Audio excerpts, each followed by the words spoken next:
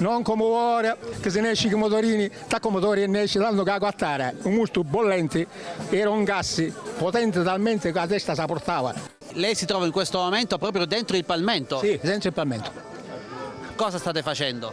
Ora stiamo facendo la sbrumatura.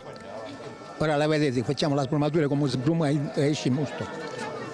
Avete già pigiato l'uva per un bel po' di tempo? Sì, pigiata sì, ora dobbiamo messo a banco e dobbiamo fare la sbrumatura. Questa era la tecnica che si utilizzava quando lei era piccolo? Sì, si è usato sempre che quando si fa questo lavoro così che si faceva. Ora che mai che ci sono i macchinari questo lavoro non esiste più.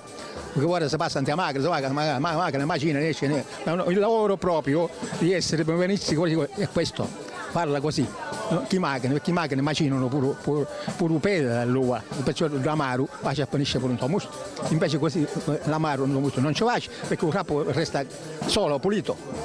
Quanti anni aveva quando è entrato per la prima volta dentro il palmento? 12-13 anni, che mi chiamare a fare questo lavoro. E l'hai fatto sempre. Prima quando la regina era assai, che c'erano tutte queste campagne che l'uva c'era, non ci ho visto, faceva un mese, a parte il 12-13 settembre fino a 4-5 ottobre.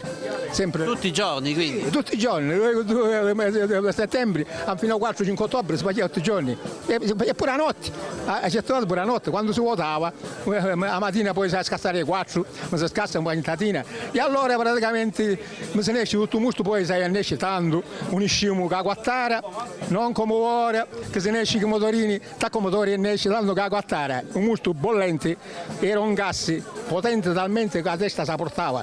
E se ne esce a guattare, si cava a guattare il musto, si guardava all'aria per pigliare aria, per sospirare, perché se sospirava sotto si ammazzava, perché il gas era potente, rovinava uno che musciava e bruciante. Quando si arrivava a 60 guattari si diceva botte, 6 euro, 6 dollari, e si diceva botte allora.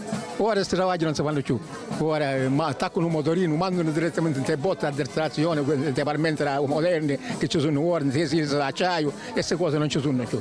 Era faticoso quindi?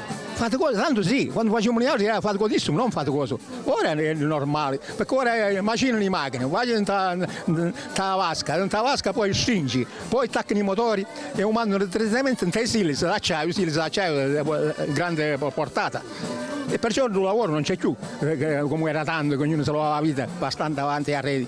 Che bugia o non bugia, non ci succede niente ora, perché anche che bolle, muturu dire no, non ci fa male a nulla, invece tanto si scendeva tatina. Ma come arriva il mosto poi nella tina sotto? Adesso si sta pigiando e pian piano scende? Ecco, guarda, ora pian piano scendi e vai in tatina.